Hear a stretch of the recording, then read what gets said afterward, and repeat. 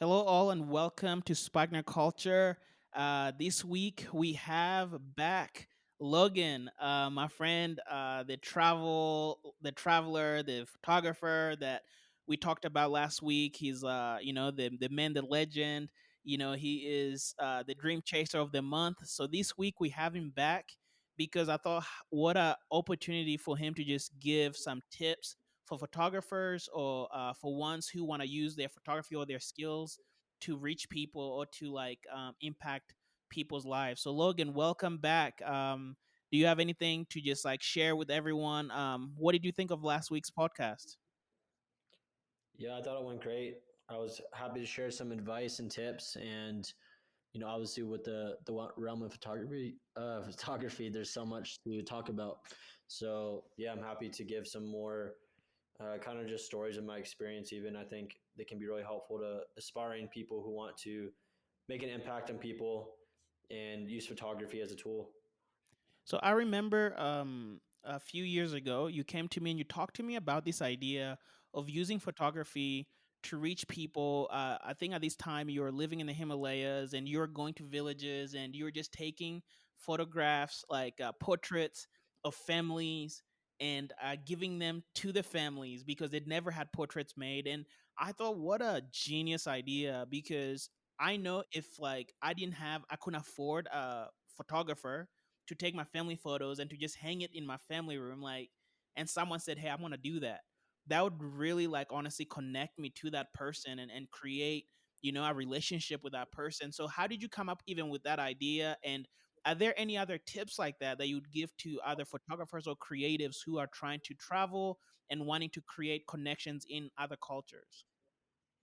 Yeah, so I think that idea first came to me with just honestly merging my passion for photography with seeking a way to impact people, and also merging it with using photography as kind of a tool to show people in the West and back home, what does life look like in Nepal?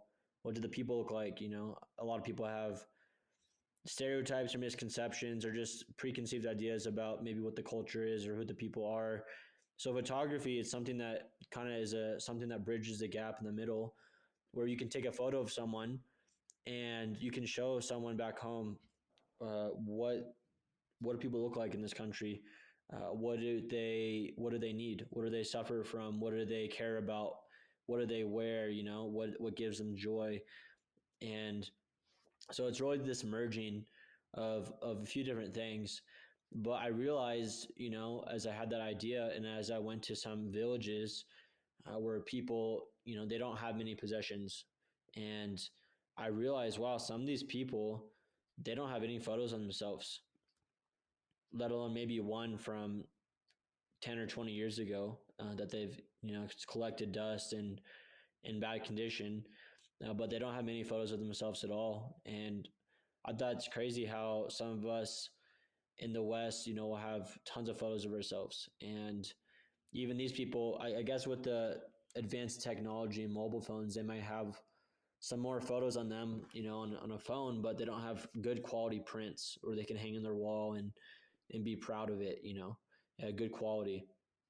So as I started taking photos of people, my first kind of idea was just to kind of document travels, document life and culture abroad. And then it hit me as I was able to return to some similar places. Why not print these photos and give them to the people that I took them of?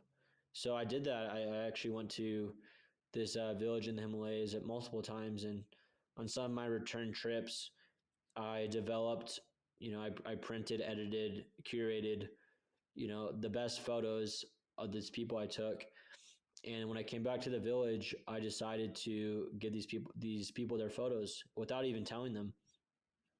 And so it was kind of like a scavenger hunt. It was pretty cool, honestly. I just showed people in the village, where does this person live? I have their photo right here. I want to give it to them. And then people got so excited. People got so stoked just to see that I was giving out photos of people, and they just thought it was so cool to see the face on the paper. So I started doing that. I realized, people want this, and people started asking me, oh, can you take my photo too? Like, I want a photo of me. Can you do this for me too? And then it kind of hit me, wow, people love this. This makes people happy. This brings people joy. This shows them that they're important. This shows them that they matter, that they're significant, and that, you know, someone cares about them, and that it's just a great way to serve people, honestly. So when that happened, I started lining people up, and I don't even remember how many photos I took that second visit, because everybody wanted their photo, and it just became a great way to connect with people on a new level. It became a great way to kind of give people back, you know, what they've given to me. They've given me such hospitality as a guest in their village. They've fed me well. They've been so kind to me, and it's just a little way to repay them and just show people their value and worth, and just a small way that goes a long way. Man, that's amazing. Like, honestly, like I just give you props because, like, when I heard that idea, I thought that was like the most amazing idea, and I was like, man, I want to try this, and I want to encourage other photographers to do this.